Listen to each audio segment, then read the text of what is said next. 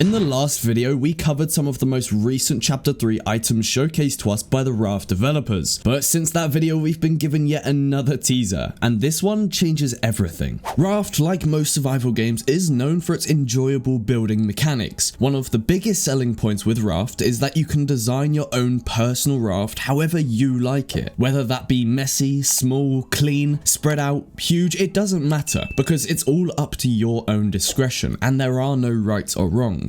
However, when attempting to build a mega realistic yacht, for example, there can be some limitations which can be quite an annoyance. For example, when you place a fence, you can't place anything above that fence unless there is a floor in line with the top of it, which in itself isn't very noticeable. But when you do incorporate fences into your raft's design, then you quickly notice how disruptive a feature like that can be. But anyways, the most recent Chapter 3 edition made public changes this forever, and that's what we're going to talk about in today's video. How will it change building in Raft? What possibilities may come with it? And what implications does an addition like this have? Like, will some other new feature come along with it? I mean, I'm almost certain that's a yes, but let's start at the bottom with what it actually is. It's a pillar, but not the ones we're used to. No, this new building block is a horizontal pillar and can be used in so many ways. The image we've been shown by Redbeat clearly demonstrates one of its most fundamental uses, allowing for better support layout. Now, while this can be good, it's hard to tell how it actually works. It appears to me that when you place these horizontal pillars between two different objects, like two vertical pillars or two walls, then you can have a 4-block gap in between these vertical pillars instead of a 2 like we currently have. However, what if these horizontal pillars half defy gravity and just provide an infinite length of floating floors? I mean, I